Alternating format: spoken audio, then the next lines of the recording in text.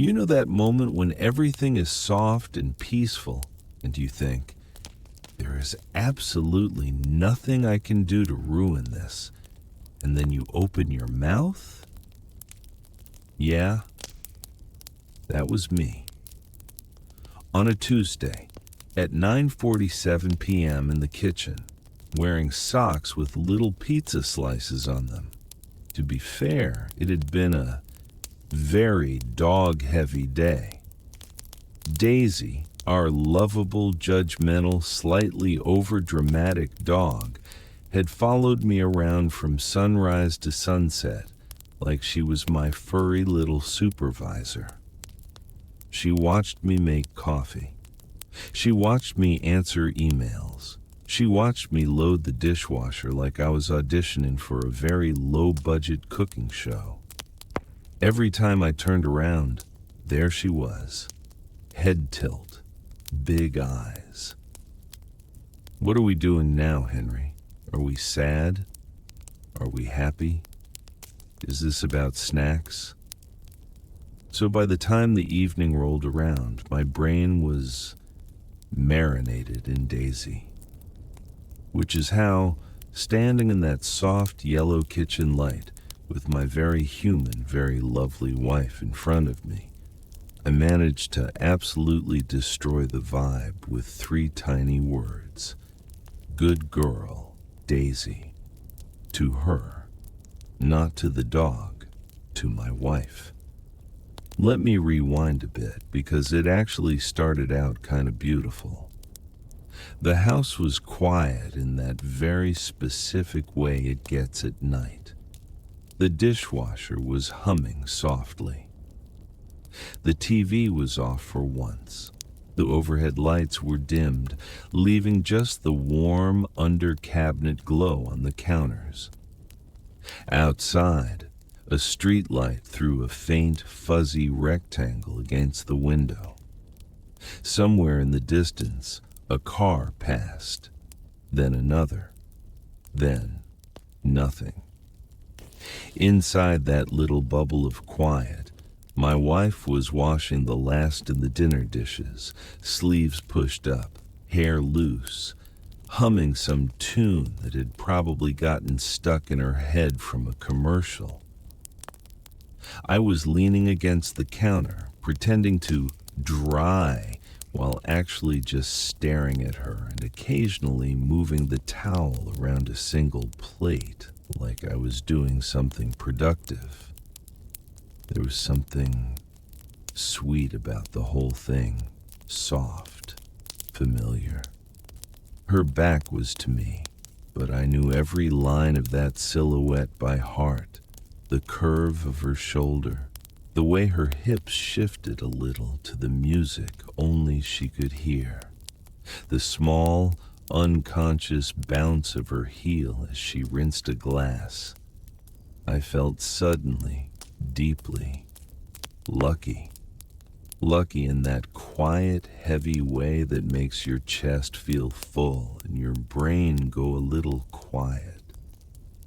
I watched a drop of water run down her forearm. I watched her tuck a strand of hair behind her ear with a wet wrist. I watched her just being here, in our kitchen, in our life.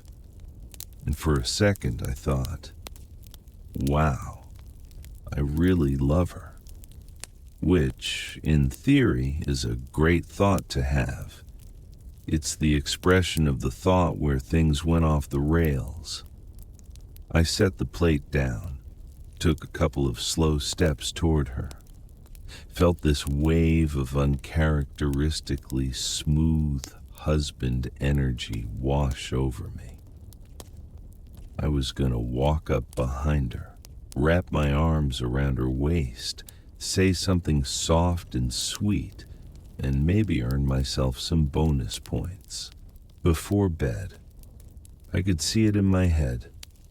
I even had the line ready. At least, I thought I did. I slid in behind her, gentle so I didn't startle her. Slipped my arms around her middle, fingers resting lightly on the damp fabric of her shirt. I felt her tense up for half a second, then relax into me with a tiny exhale. "Hi," she said, a smile in that one syllable. "Hi," I murmured into her shoulder. It was perfect, quiet, cozy, the kind of a moment people in movie montages get to have before the music swells. I leaned in a little closer, warmth humming under my skin, and my brain, my dear, overworked, dog-saturated brain, decided now was the time to mash together every affection script I had used that day into one horrifying sentence. "Good girl, Daisy," I whispered. There was a pause. Not a clumsy, "oh, I didn't hear you" pause. Not a casual, "what did you say" pause. The universe has frozen to watch this happen pause. The faucet ran. A spoon clinked against the sink. My soul left my body. Slowly, very slowly, my wife turned off the water. She reached for the towel, dried her hands with an alarming level of calm, set it down. Then she turned around in my arms and looked up at me. Her eyes were soft. Her voice was gentle, which was somehow so much worse than if she'd just started laughing immediately. "Did you," she asked, "just call me Daisy?"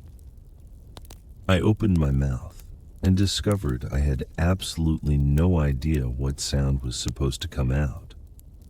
"Technically," I said, because my brain is unhelpful under pressure, "I called you a good girl and Daisy." "Wow," she said, "a two-part disaster."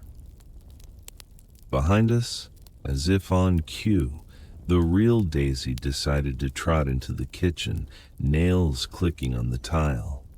She sat down next to us and looked up with her big, curious, slightly smug eyes. You could practically see the thought bubble over her head. "So, we're all clear I'm the favorite, yes?"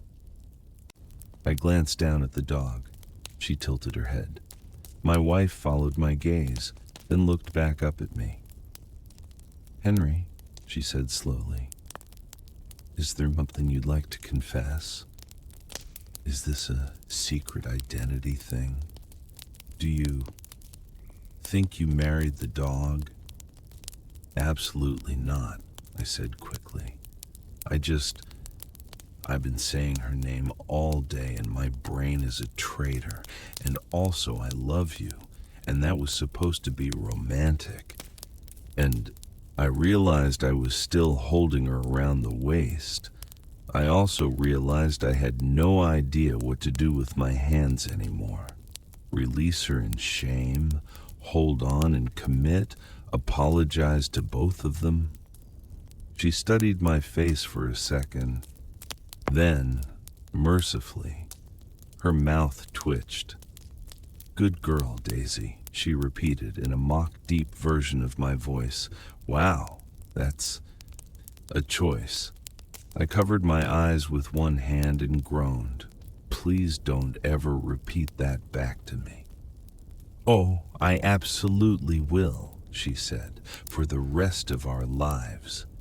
Daisy, bored now that no one was producing snacks, huffed and padded over to her bed in the corner, circling 3 times before collapsing dramatically with a sigh.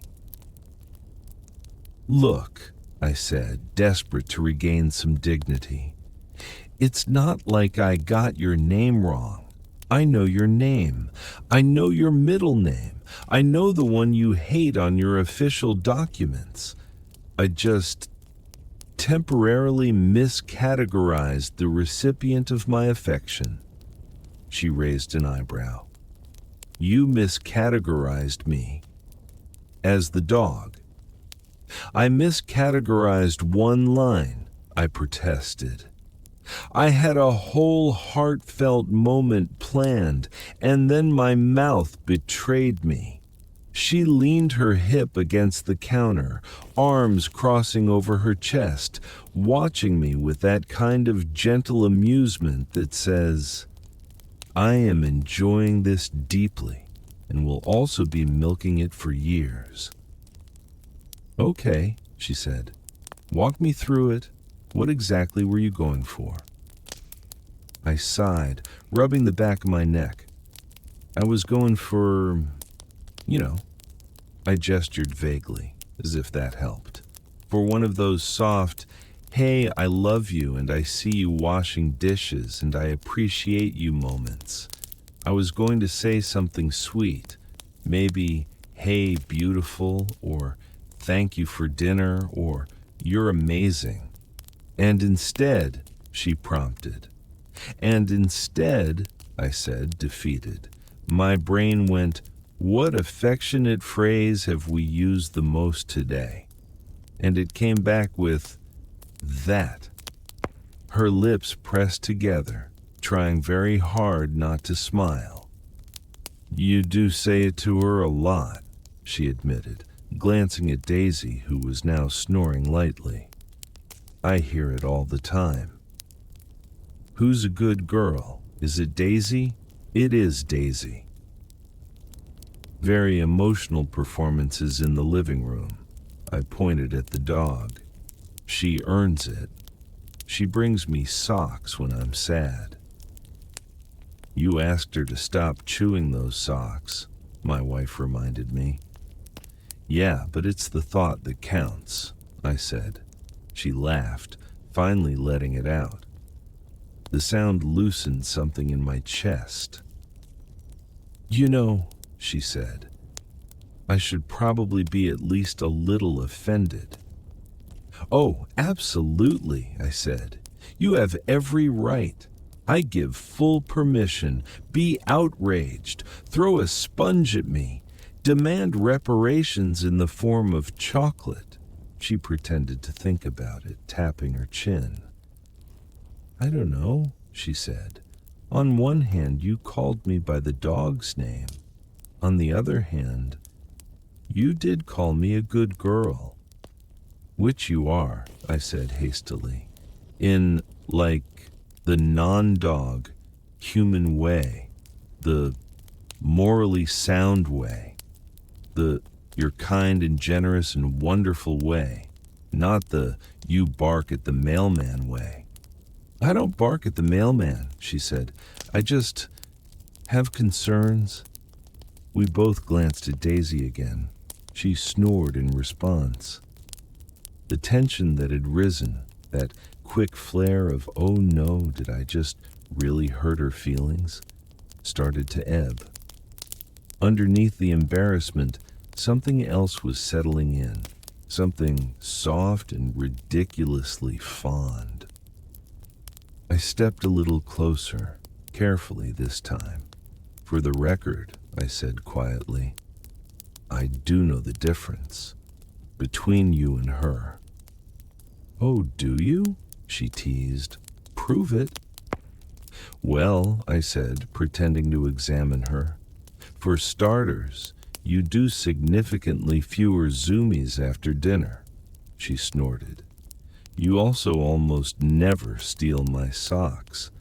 Very respectable. Great self-control. And you only occasionally stare at me while I'm eating, which I deeply appreciate. Big of me, she agreed. And, I added, lowering my voice just a touch, I have never once looked at Daisy and thought, wow, she looks like that and she still married me.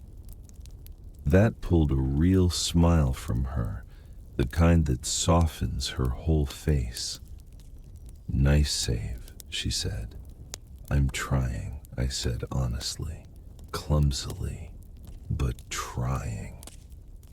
She studied my face for another long moment. I held her gaze this time, even though a big part of me wanted to sink into the floor and live there forever. Then she reached up and flicked a tiny drop of water from the sink at my cheek. "Come on, Henry," she said, turning back to the counter. "Help me finish this, and then we can go to bed and I can decide whether to forgive you fully or make you suffer with dramatic sighs." I pressed a hand to my heart. I deserve at least 3 dramatic sighs. "Minimum," she agreed. I picked up the towel again, grateful for the reprieve.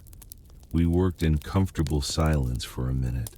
Plates, glasses, forks, the familiar domestic choreography of 2 people who've done this 100 times. But even as I dried a pan, my brain was still buzzing. Because underneath the jokes, a small, anxious part of me was whispering, what if it actually hurt her feelings more than she let on? What if calling her the dog was less funny slip and more, here's how your brain really sees her? I glanced sideways at her. The soft curve of her jaw, the little crease between her eyebrows when she concentrated, the way she stacked the dishes just so. I loved her, deeply, fully. The dog was family, sure, but my wife was home. And there I was, accidentally blurring the line.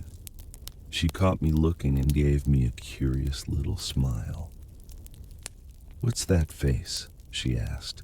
I hesitated, then decided for once not to hide in humor entirely. "Honestly," I said, "I'm just making absolutely sure you're not secretly hurt."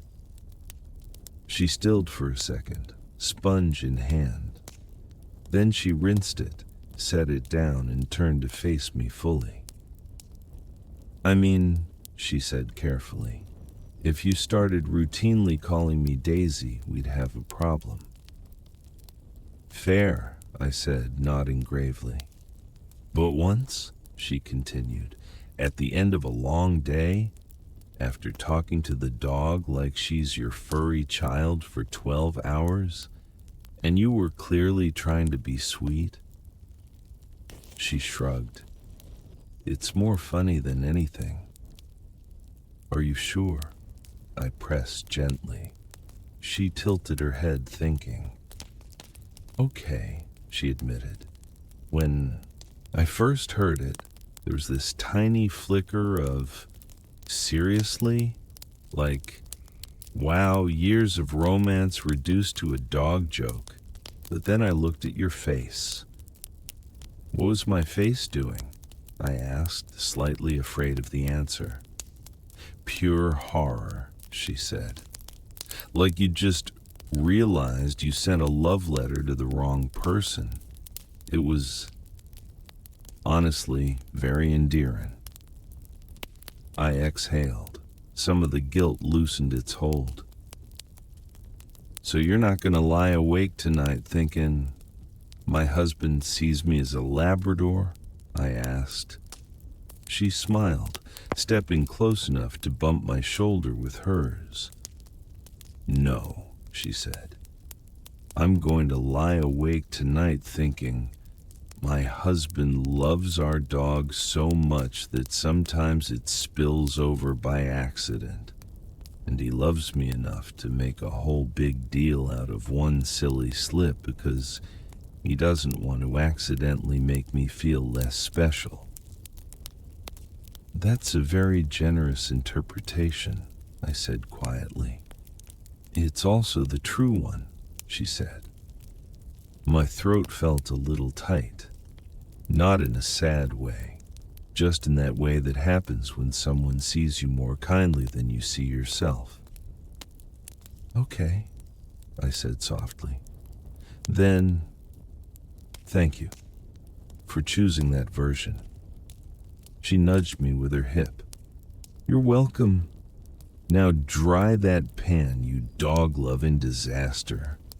I laughed, the sound echoing lightly in the warm kitchen.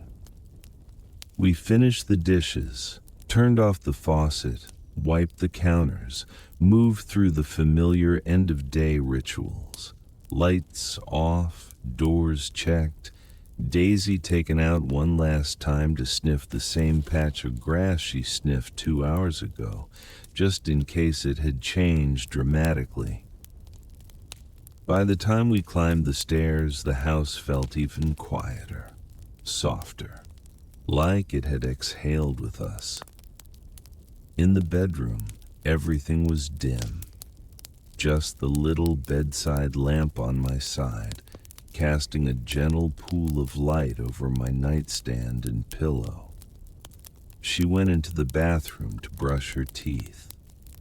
I sat on the edge of the bed, pulling off my socks, my mind still turning things over. It was such a small moment, a silly slip, a funny story even. But it had opened this little door in my head, a door that led to questions like, how do I talk to her? How do I show her she's more than every joke and every routine and every comfortable habit we've fallen into? How do I let her know she is, absolutely and always, the main character, and the dog is just comic relief? The bathroom door clicked open. She stepped out, face washed, hair pulled back, wearing the soft old t-shirt she liked to sleep in. The one that had faded letters from some event we couldn't even remember. She looked like home. She climbed into bed on her side, pulling the covers up to her chin with a sleepy little sigh. I watched her, feeling that same wave of tenderness wash over me from the kitchen. "Hey," I said quietly. She turned her head on the pillow, eyes half-lidded. I'm really glad I married you," I said, "and not the dog." She snorted, then chuckled, then shook her head against the pillow. "Good save, Henry," she murmured. "It wasn't a save," I said. "It was a statement for the record." She smiled, closing her eyes again. "Duly noted," she whispered. I reached over and turned off the lamp. The room fell into darkness, soft and thick. I could still hear the faint hum of something downstairs, the fridge maybe, the ticking of the hallway clock, Daisy shifting in her bed at the foot of ours, letting out a tired little huff. I lay down on my back, staring into the half-light. Beside me, my wife's breathing began to slow, inching toward sleep. And somewhere between the kitchen embarrassment and the quiet of the bedroom, I felt a new, sleepy resolution forming. Tomorrow, I was going to make absolutely sure, in the tiniest, gentlest ways, that she knew exactly where she stood. Human, first. Wife, first. Dog, beloved, but definitely second. And maybe, just maybe, we'd end the day laughing about it again. The darkness in the room felt soft, not heavy, not spooky, just that familiar end-of-the-day kind of dark where the shapes are all known and the air feels a little thicker, like it's tucking you in. She shifted on her pillow, the comforter rustling quietly. For a minute, I thought she might already be asleep. Then, into the dark, her voice came, sleepy, muffled by cotton. "So, oh no, that's never just one word." "Yes?" I said carefully. "I've been thinking," she murmured. I stared at the ceiling. Historically, a very dangerous sentence. She ignored that. If I'm Daisy now, she continued, what does that make actual Daisy? At this point, I said, probably my lawyer. She let out a tiny snort. There was a pause. I could almost hear her deciding whether to keep going or let herself drift off. Curiosity won. You know what's funny? She said. I don't think you've ever accidentally called Daisy my name. Of course not, I said. That would be ridiculous. Would it? She asked. You talk to her like she has a job and a mortgage. She does have a job, I said. Emotional support staff, full-time. Poorly paid, but the benefits are good. Ah, yes, she said. Paid in crumbs and belly rubs. She negotiated that herself, I said. Strong union. She chuckled, then went quiet for a moment. So, she said eventually, out of curiosity, what are my current pet names according to you? I frowned into the dark. Current? Like official roster? Or retired numbers hanging in the rafters? Start with the starters, she said. We'll get to the Hall of Fame later. Okay, I said, rolling onto my side to face her, even though I couldn't see more than the pale outline of her face on the pillow. There's the classics. Babe, love, the occasional sweetheart when I'm feeling like a 1950s movie husband without the smoking and emotional repression. She hummed. Accurate. Then there are the situation-specific ones, I continued, like Chaos Goblin when you organize all the drawers at 11 p.m. for no reason. That is productive, actually, she protested lightly. And Tiny Menace when you insist you're not mad but you're closing cabinet slightly louder than usual, I added.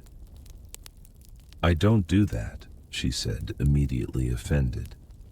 Of course not, I said soothingly. It's just the wind inside the kitchen. She made a small, betrayed noise and then laughed despite herself. And, I added, softer, you've got the sacred ones, the ones I only use sometimes. Sacred, she repeated, intrigued. Yeah, I said. Like when you're really sad and you're trying not to be, and I call you my girl. Or when you did something you're proud of, but trying to play it cool, and I call you my rock star. The bed went still. I could feel her looking at me now, even in the dark. I didn't know those were special, she said quietly. They are, I said. Origin story level special. She was quiet for a little while after that. Her breathing stayed even, but I could tell she was thinking, turning it over, putting it somewhere in that invisible filing system of her mind. And Daisy? She asked eventually. What are her names? I sighed dramatically. Brace yourself, I said. It's extensive. I'm listening, she said, trying to sound serious and failing. Well, I said, there's Daisy, obviously, but also Doodle, Doodlebug, Fuzz Nugget, Ma'am, Madam, Your Highness, Stinky, Gremlin, Potato, Potato Unit, Detective Fuzzington when she's sniffing suspiciously, Security. Ma'am, this is a Wendy's when she's barking at absolutely nothing. She was shaking the bed now, shoulders bouncing with suppressed laughter. You forgot my favorite, she said. Which one? I asked. "Excuse me, ma'am, we do not eat bees," she said, imitating my worried voice perfectly. I groaned. She tried to mouth a bee one time, once, and now it's in the permanent record. "As it should be," she said. The laughter faded into a comfortable, sleepy quiet. After a moment, she added, a little softer, "You do light up when you talk to her, you know." I blinked. "I what now?" "Light up," she said. "Your voice goes all high and ridiculous. You get this stupid grin. It's very cute, mildly concerning, but cute. That's called joy," I said defensively. "You should try it sometime." She reached out under the covers and poked my side. Rude. I caught her hand and kept it, lacing our fingers together in the warm dark. "I do talk to her like she's, I don't know, a tiny furry person," I admitted. "You do," she agreed. "And sometimes I watch you two and think, wow, I hope he likes me at least half as much as he likes that dog." I squeezed her hand. "Half?" I repeated. "Absolutely not." "Wow," she said dryly. "Brutal." "I meant way more than half," I corrected quickly. "Like, the dog doesn't even have a driver's license. You cleared that bar years ago." She laughed, but there's a faint edge of sincerity beneath the joke. "You know what I mean," she said. "Daisy gets the pure, unfiltered, no overthinking version of you. You don't worry if you're saying the right thing. You don't rewrite conversations in your head later. You just love her. Loudly. Easily. Every time she walks into a room, you act like you've never seen anything so incredible." I was quiet, because she wasn't wrong. "I guess it's easier," I said after a moment. "There's less risk. Daisy's never going to say, 'Hey, actually that hurt my feelings,' or 'We need to talk about this recurring pattern.'" "True," she said. "She just throws up grass on the rug." "Exactly," I said.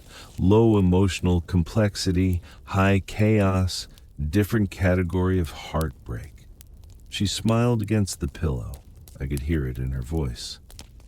"And with me?" she asked gently, not accusing, just curious. "With you," I said slowly. "I care so much about not messing it up that sometimes I make it weird by accident. I hesitate. I overthink. I don't want to say the wrong thing, so I say nothing. Or worse, I say something that sounded good in my head and comes out like, 'Good girl, Daisy.'" She squeezed my hand. "Hey," she said softly, "for what it's worth, I like the overthinking. Not always in the moment, but in the big picture." "Really?" I asked, skeptical. "Yeah," she said. "It means you care. You want your words to land well. You want to make me feel special. Seen. Not just part of your routine." There it was. The quiet little word I'd been circling all night. Special. In the dark, I swallowed. "Do you ever feel like that?" I asked. "Like you're just part of the routine?" She hesitated. Just long enough for me to know she was answering honestly, not just smoothing it over. "Sometimes," she said. "But I don't think it's because you don't love me enough or anything dramatic like that. I think it's just life.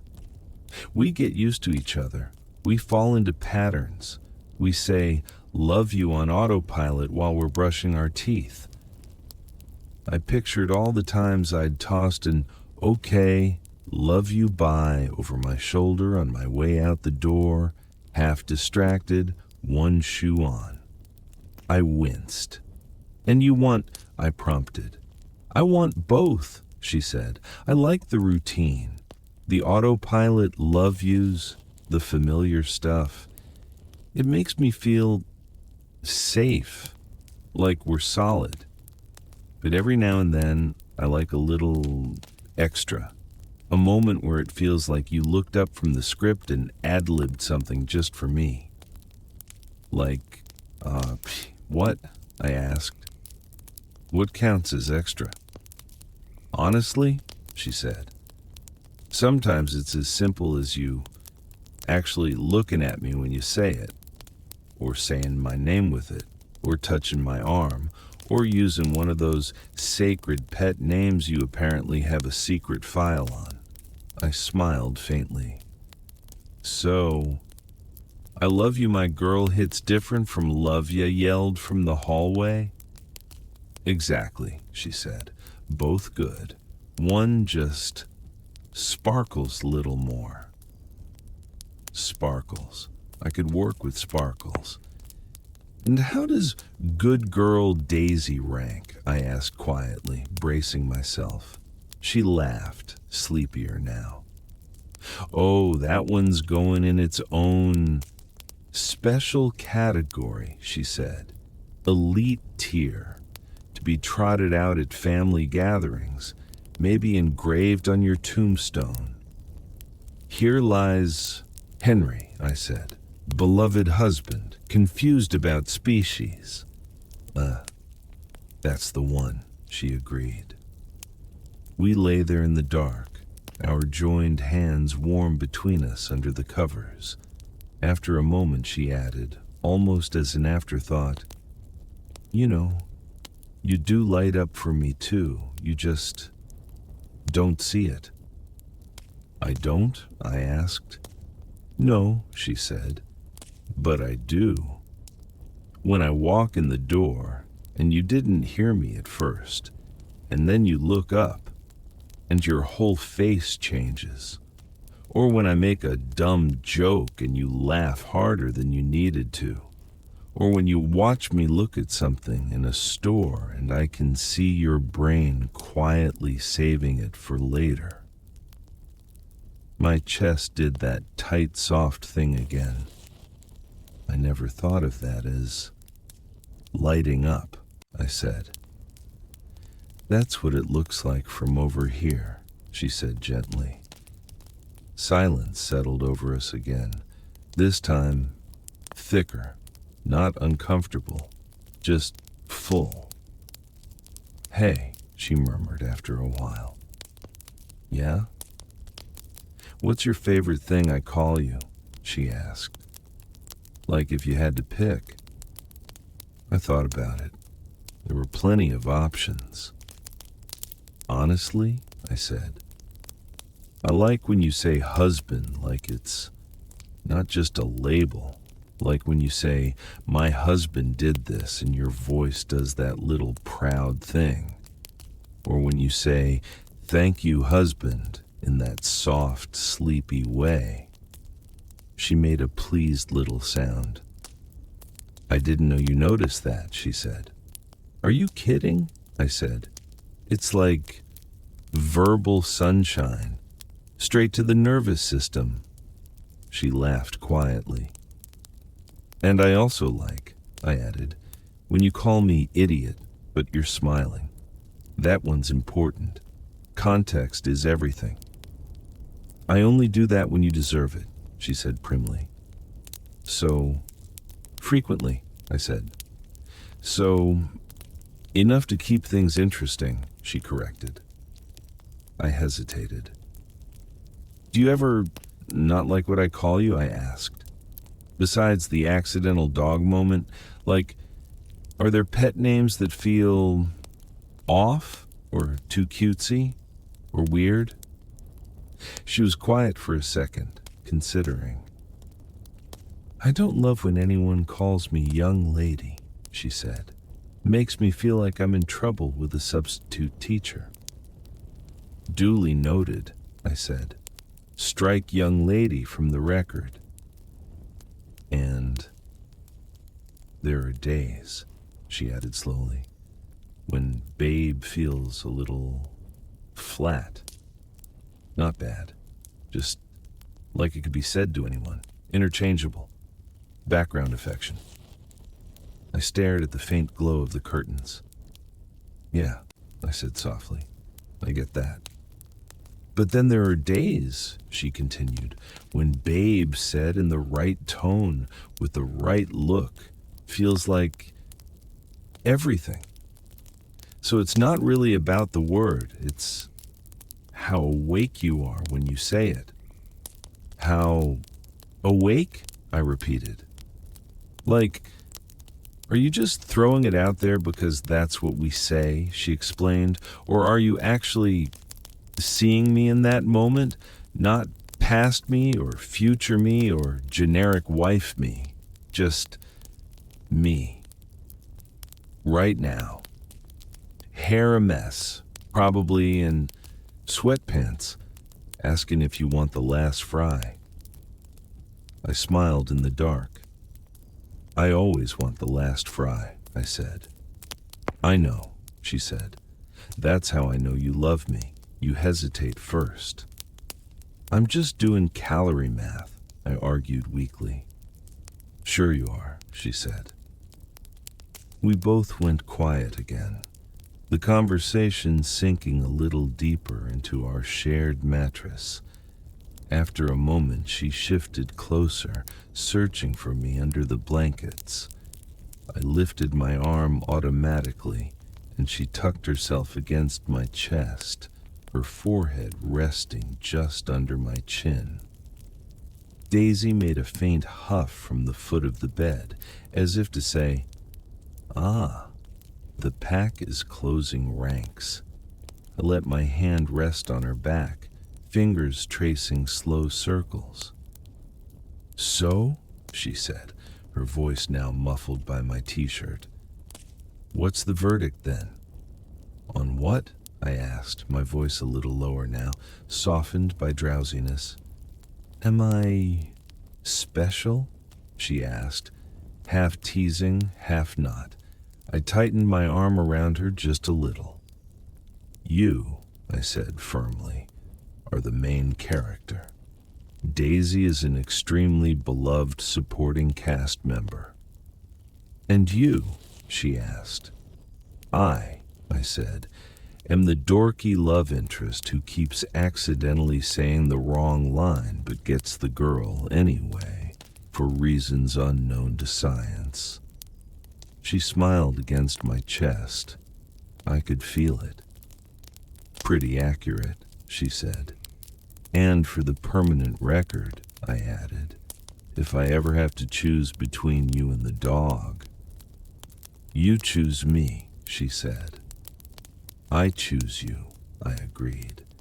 "And then I ask if we can get partial visitation rights with the dog because I'm only so strong." She laughed softly, the sound vibrating against me. "Understandable," she said. "I'd probably negotiate that too." We sank into a hush after that, one of those rich late-night silences where everything important has been said, and the rest can wait till morning. Her breathing began to slow, her body getting heavier against mine, in that way that let me know she was drifting. In the dark, I let myself think one last small thought. Tomorrow, when I say, "I love you," I'll try to say it like I'm awake, like I'm seeing her, like it's not just part of the script, but a line I choose every single time. At the foot of the bed, Daisy sighed dramatically, rearranged herself, and flopped down with a thud. I smiled. "Good girl," I whispered automatically. then paused. From somewhere in the cotton of my shirt, my wife mumbled without lifting her head, "If you're talking to me again, we're getting a divorce."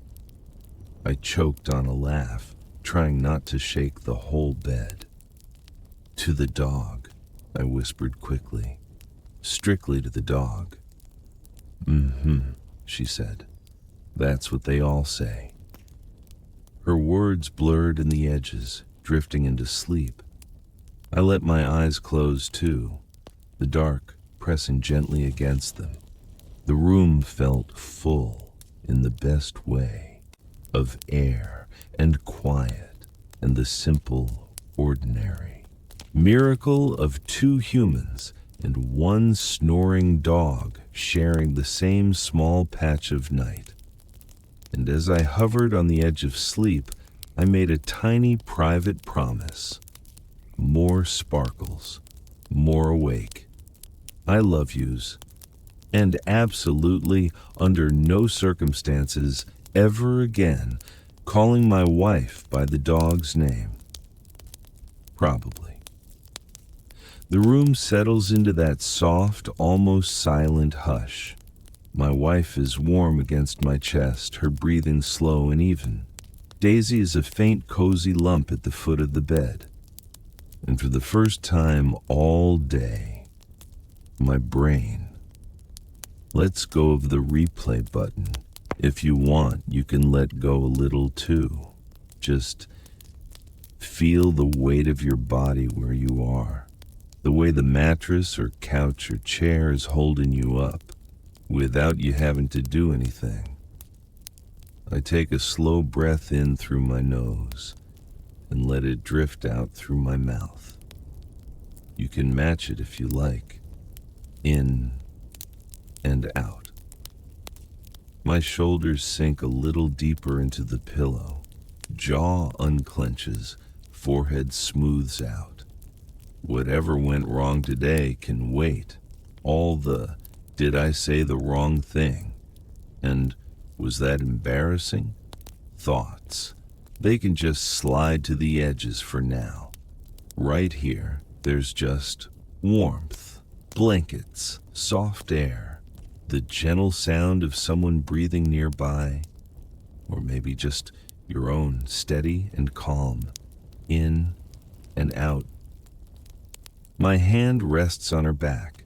Hers rests on my chest. Daisy sighs in her sleep, chasing something in a dream that probably smells like snacks and grass. And in this small, ordinary, perfect moment, I remember. I am loved. I am here. I am enough, even when I call people the wrong name. Sleep creeps closer, soft around the edges. Thoughts get slower, fuzzier, lighter. One more deep breath in, a slow breath out, and then we can both drift gently into the quiet.